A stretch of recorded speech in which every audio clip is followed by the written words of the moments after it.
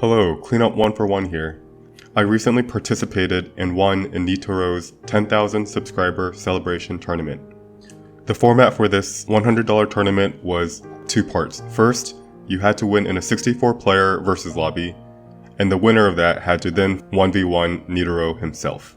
If you win both parts to it, you win that $100. And if you lose, well, you're sorry out of luck and the tournament restarts. My videos will be a two-part series. First one will be how I won the versus lobby, and then the second will be a breakdown on how I won the 1v1 against Neetoro. By the way, Neetoro's version of the event will be in the description, so go ahead and check it out. He's a pretty cool dude. I actually did not realize I was playing in any special tournament, because to be honest, I didn't really know who Neetoro was. I had just gotten back from work. I turned on Twitch, browsed through all the channels on Twitch, and I just saw Neetoro. I hadn't really seen that name around, but he had like 20 viewers at that time. I saw he was doing a versus lobby, and I was like, sure, why not? I'll join. And it was almost immediately after I joined that I realized that there was something special about this versus lobby, because within like 10 seconds of me joining, the lobby filled to 64 players. How did this guy with only 20 viewers fill up a lobby of 64 players in a span of 15 seconds? After doing a bit of quick digging, I realized he was a YouTuber, and most of his viewers are actually on the YouTube side. From there, I hit that record button, and I was like, alright, let's see how far I can go. Alright, so on to this tournament. Before I dive into the actual plays I make during the game, I wanted to first talk about what I'm thinking about in terms of the whole entire tournament itself. So we know there are 64 players, there is a 75-second timer, and we're actually starting at 12 health. You might be asking, well, Cleanup, these are just tournament rules. How does it affect so much about what you're thinking about and such? So for starters, let's look at the lobby size, 64 players. 64 player means that the lobby is going to go for many turns. The more players there are, the longer it takes for people to get knocked out. However, this is balanced by the fact that there are only 12 hearts in this lobby. Combining the two, I know that the winning team will be very strong, but not the strongest possible team that you can make. And knowing this, I can work my way towards that strong enough team, but I don't also have to worry about being the strongest possible team, because if I am spending too much resources trying to become the strongest team possible, I will probably lose and just die during the middle game. Alright, now let's actually start talking about the game now. So I've got a pretty strong team for this turn, and most notably I have a Badger in the back. This is a very critical unit, and it's going to help me either tie or win many games. And I win this round. So it is now turn 8, and let's talk about what I'm trying to get accomplished. Earlier I said that we can have a strong team, but we don't necessarily have to have the strongest team possible. So already here, it is turn 8. I'm already trying to plan what is my endgame look like. And I buy 3 cans to help transition to other pets. At this point, I'm planning on keeping this badger till the very end. Maybe keep that swan to the very end. We're definitely gonna have a penguin to scale our team, and then eventually I'm gonna be looking for 2 other units to replace the bluefish and the turtle that I'm gonna end up killing. So it is now turn 9. What else? And it is at this point I decide that I'm gonna actually run front badger. I actually feel like front badger is stronger than back badger, because there's so many people in the tournament that will place their 1 or 2 really large units in the very front. And I have a deer right behind that badger, and that will just help me, have a weaker unit that when it dies, I don't actually lose too much from it. Alrighty, so turn 12, and I am, yes, so I see a chocolate, I'm going to level up that penguin. I know that I absolutely must, in order to make it to the end game, have enough scaling. So I'm going to be looking for a level 3 penguin, and then I'm going to be looking for multiple very strong units to hit level 2 and to also start scaling.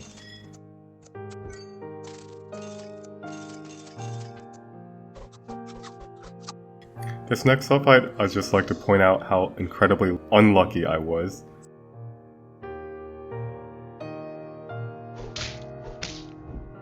Right here.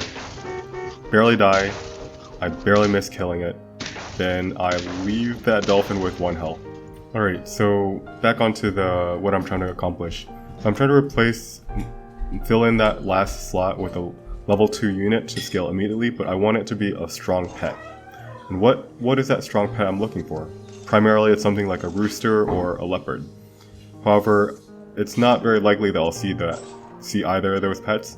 So when I see this gorilla, I'm like, okay, this is good enough, let's just buy it, let's get it to level 2, and then worry about replacing that last unit later. And I guess the question is, what am I going to be replacing? I'm going to be thinking about replacing that swan. So I win this fight by quite a lot, and yeah, so I need to get that gorilla to level 2 as fast as I can. And here I end up deciding, oh, this is a really hard decision. What do I melon, the swan or the gorilla? And here it's like sometimes I just think too slow. And so I ended up kind of running out of time. I'm like, okay, there's that cheetah I was looking for. How do I transition? And I run out of time. Alright, let's watch this fight. And you'll notice this guy actually has a lot more stats than me. However, because of that front badger, I was able to win. Win by just a hair. Front badger is super strong. Would recommend. Alright, so I'm thinking, how do I transition? I need this gorilla to be level 2, but if I sell my next pet, I need to then spend resources to get that to level 2. And the thing that I have to be careful with is whenever you sell a pet, you kind of get weaker in the short term. And again, I just play too slow, I run out of time, and I decided that screw it, let's not transition, let's just stick with what we have. So at this point, let's pause for this fight. And then again, just look at that, 50 damage from that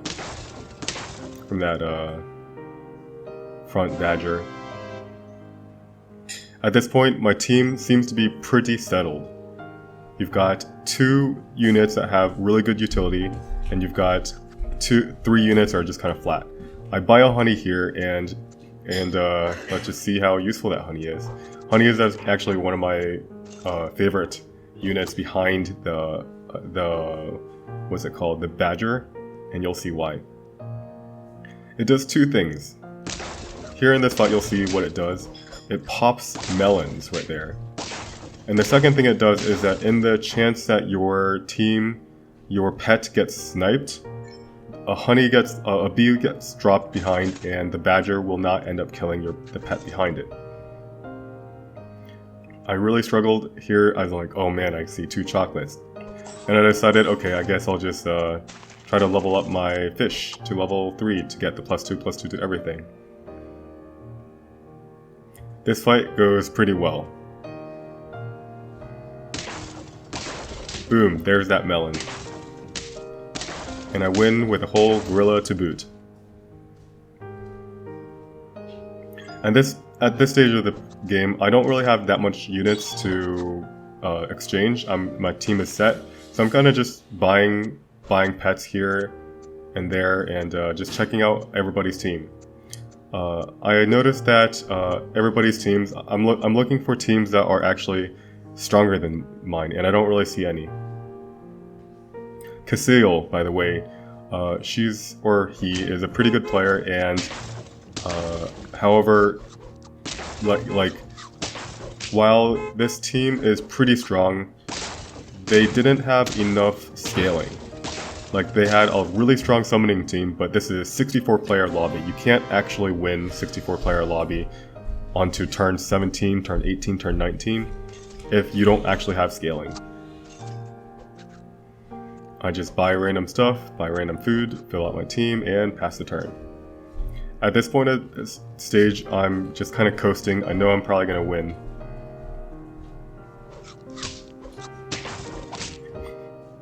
And I'm just stuck, enjoying my time. The gorilla is going to start carrying us to home, carrying us to victory.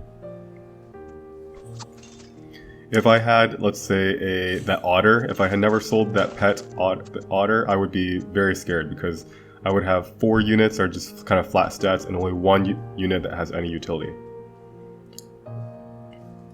This fight, again, like, look at this front badger go. Boom! Instantly gone. And then I win by quite a lot. 4 players left. I'm actually going to skip to the next fight because really not much happens. I just kind of pass my turn, buy some foods. And this player is actually kind of scary. He has multiple units that has utility. And I actually win because just that gorilla effect carried me home right there. 3 players left. And at this point, I realized, okay, this Iron Beagle person might actually be able to beat me. So how do I improve my team? And I don't think buying a fly is worth it because I have a feeling it's just going to get sniped. And so I freeze that mushroom and I prepare for the final 2 fights. This fight, I honestly thought I was going to be in big trouble because he has a badger in the back. But it went pretty well because my badger actually took out 3 units and then that honey stays. Boom, 129 damage. So I actually won by quite a lot. And finally, lastly, I'm like, okay, so I don't think I can afford to buy a fly here. So really, I'm thinking, what is that last unit I want to replace that penguin with? And how do I want to position my team? Is he going to change his team positioning up? I'm just trying to think about all these things, and then I run out of time. I end up with 11 gold left. I end up doing absolutely nothing. Yeah, let's watch this fight. It seems like it can go either way. Boom, boom. That's the honey. Honey doesn't do much here. Trade, and exchange. So I realized, yeah, this is it. This is it. I'm gonna put the put the badger in the back, and let's just go.